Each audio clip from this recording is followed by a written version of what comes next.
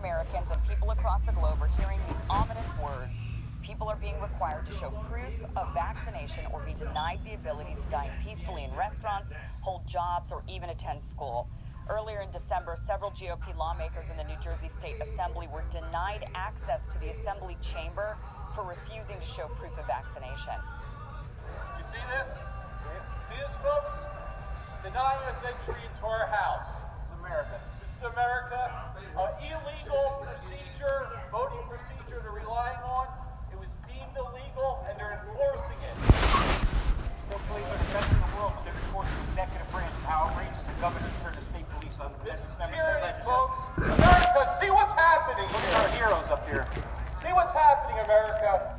That's right. Members of the minority party were blocked from representing their constituents and voting on legislation for refusing to adhere to a rule that was arbitrarily created by a commission. This was overturned by an appellate court, as there's nothing in the Constitution that requires proof of vaccination to vote. But they tried, and that should alarm all of us. If these were lawmakers of the Democratic Party who were blocked from entering the chamber to vote, we'd likely have seen endless news about voter suppression, and it would have been voter suppression. It is voter suppression. We intrinsically understand how wrong it is to block people from voting. We view voting as a basic right within a democracy, something we hold dear. Scenes of lawmakers locked out of chambers, be they Democrat or Republican, or scenes of hundreds of people busting into the Capitol to prevent a vote from happening shakes us to our core. We know it's wrong. It's an assault on our democracy. But we don't seem to have that same intrinsic understanding when it comes to other things, like the right to an education. Many people advocate for bettering education for all children. Many people understand the disparity for people in poor communities who have to send their kids to underfunded schools. But unlike the United Kingdom, for example, the U.S. does require many children to be vaccinated in order to access the public school system. The U.K. doesn't have this sort of requirement, not even for polio or measles. In this country, we require them, but there have always been ways to seek exemptions. However, increasingly, more and more states are banning religious exemptions, leaving parents who object to either succumb or educate their kids at home, which often leads to a lower quality education. And COVID has only escalated this issue. In Los Angeles, where I am now, the school district attempted to require vaccinations for all students 12 and older coming back from Christmas break. But because 30,000 students are out of compliance, the school board has had no choice but to delay the mandate until the fall of 2022. They at least came to their senses, realizing that 30,000 students can't be left to at-home online schooling when many have blue-collar working parents who wouldn't even be around to watch after them. And Los Angeles is an example of mass disobedience that ended up forcing the government to bend to the will of the people. But what happens to the children in areas where there isn't this much resistance? Those kids just get left behind with low-quality education. And many people say, oh well, it's their ignorant parents' fault. Maybe they should believe science, which echoes the same lines given about children attended poorly funded schools. Oh well, it's their lazy parents' fault. Maybe they should get a job. All of this moral posturing does is harm innocent children and holds them back from gaining an equitable education. Now, maybe you don't think dining in a restaurant is a human right. Maybe you view it as more of a luxury. But historically, no one has ever been on the right side of history when choosing to ban certain peaceful people from entering facilities and participating in society. Recent video was taken of a child, maybe 5 or 6 years old, and his mother being kicked out of an Applebee's for not having proof of vaccination. Other patrons of the restaurant were appalled as the police yelled out, unless you have vaccination cards, you have to exit the restaurant. If you leave voluntarily, you will not have charges pressed against you. Otherwise, you will be arrested for trespass. This will be your only warning. Now, this isn't only happening in the U.S., it's been happening more severely and for longer across Europe. Videos have been circulating of police in Germany, France, and Italy interrupting peaceful patrons of restaurants, hair salons, and other places asking them for their papers. In Canada, people can't fly or take trains to visit loved ones without showing their papers. Fauci, who mentioned the same thing could be happening here in the U.S., has now backtracked, saying he didn't necessarily support domestic airline mandates, just said it's on the table. But historically, he's flip-flopped so many times, it's hard to know what's true anymore. And this is where we are as a society. People believe it's their right to know the status of others, and that their right supersedes any other human right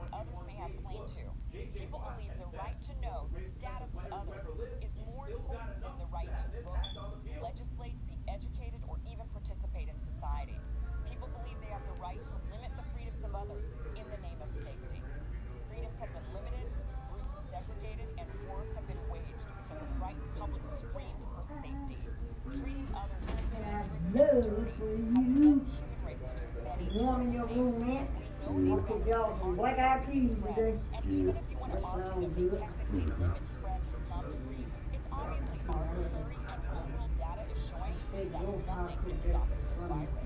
And even if the vaccines did stop the spread and work the same way measles or polio vaccines would work, there's still no reason to ask the person what the status is.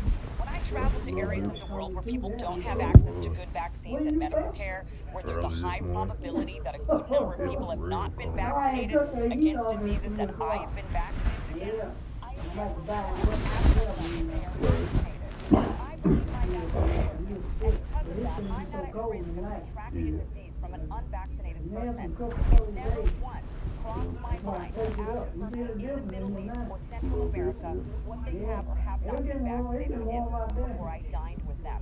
Not once. It's the same reason the UK used when they banned mandatory vaccination decades ago. You take vaccines for your own health so that you yourself don't contract the disease. If you don't want to take a vaccine, it's your risk to take. If you take the vaccine and travel to an area of the world with low vaccination rates, you're safe, you're vaccinated. That's the point of that. These COVID vaccines clearly do not work the same way as other vaccines, which is the point. But even if they did, it's still a moot point. But what isn't moot is the fact that our freedoms are being limited, and we're being pitted against one another and against our own government, and none of it is helping end this pandemic. And Robbie, it feels like as we've continued on with these different mandates, even as we know there is no dispute these vaccines don't stop the spread. I was on this show 6 months ago, 5 months ago, saying the vaccines don't stop the spread, and was told that I was basically, I was wrong, and I wasn't wrong. As we've now found out, months have gone by, these vaccines aren't stopping the spread, but then they now even the doctor said I'm not against, I'm not for or against these domestic airline mandates, and then Biden comes out and says, well, if my team tells me to do it, I'm going to do it. It feels like punishment now for non-compliance rather than science. Absolutely, punishment for non-compliance, and they're doing it because they can. They being, the government policymakers implementing this,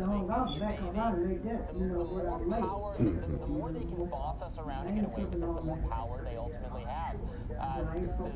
Rochelle Walensky admitted, I was just seeing this on Twitter a few minutes ago, when she's talking about this changing the quarantine period, and she actually admitted, she's like, look, we didn't think people were going to really put up with the 10-day period anymore, because now that so many people are getting it, it's going to be really inconvenient, so we shortened it to 5. It's not science. So they did that because that's what the public will allow. So, but that tells you that they think the public will allow, is okay with, is broadly on board with requiring vaccination in a broad, variety of circumstances. I'm not on board with that. You're not on board with that. But they think they can get away with it, and that's ultimately that's what's most disappointing to me, because I expect government to push the limits, to require things, but I also hoped, I guess naively, that more people would say absolutely not. Or I guess they're saying that, in the United States, in parts of the country, not in the parts of the country where I live. That is the one thing during this entire 2 years of the pandemic. I was looking back at even just some of my old videos from my show on YouTube, and I the one thing I've gotten wrong, now everybody's been wrong to some degree, some more wrong than others, but one thing I've gotten wrong was I really believed that the American people would not tolerate this. When people would say to me, Kim, they're going to come out with mandates, Kim, they're going to force vaccinations on us, Kim, they're going to require papers, I was like, no, guys, come on, it's not going to be that. No way will Americans, freedom-loving Americans, tolerate passports and mandates, and I was wrong about that, and that has been the most jarring and frightening thing about this pandemic is how many people have just said, okay, fine, and as Israel now is now looking at the 4th dose of the vaccine, because they're not getting the spread under control. Once again, it's starting to climb in their country, and they're saying, oh crap, what are we going to do? So now they're saying 4 doses to stop the spread. It's like 3 masks to stop the spread, 4 doses to stop the spread. And no, I'm in the same boat. I thought there would be no appetite for enforcement, but what I didn't realize is that the government just puts enforcement off to the people. Right. So there aren't, police are not roaming the streets looking for unvaccinated people or unmasked people. That is not happening. It's a softer totalitarianism where other citizens are reporting you, where the person asks you at the door of the restaurant or the bar or whatever. It's the citizenry doing it, and in some cases they're being forced by the government doing it because it's government policy.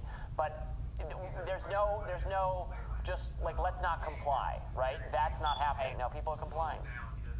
Yeah, it's a very frightening thing that we're living in right now. But one thing that has made me wonder about the domestic airline mandate, if they go in that direction, I just think that certain states like Florida and Texas, I mean, they are just not going to tolerate that. I don't know what they can do about it, but we would see that would be, I think, the thing that would really turn some of these states and say, you are preventing our citizens now from flying around and visiting loved ones. Like that is going way too far. Right. I just don't think that states will tolerate that. I hope the airlines don't tolerate it. I hope they stand up too. I mean, they're kind of making a little bit of noise about mask mandates, but I hope they say no. You can't require our customers to be vaccinated. You don't.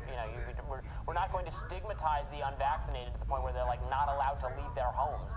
It's totally crazy to do that. So we'll have to see. Especially now that we know Omicron was spread by fully vaccinated people traveling around the world. Right. That's who was spreading it. So you're right. I still recommend that people get vaccinated so they protect themselves against severe disease, but it is not the case that you're protecting. You're shortening the duration of the symptoms, just like you said, but you are still absolutely having vaccinated people spreading and contracting. That's like inarguable at this point. So it lowers even the rationale you could make for having the mandates. Not that either of us would support them anyway, but it makes them even more ridiculous. So we'll see what the new year brings, right? Yeah. Fingers crossed. Fingers crossed. Fingers crossed for some sanity in the new year. That's my hope. And we'll have more rising, more sanity when we come back right after this.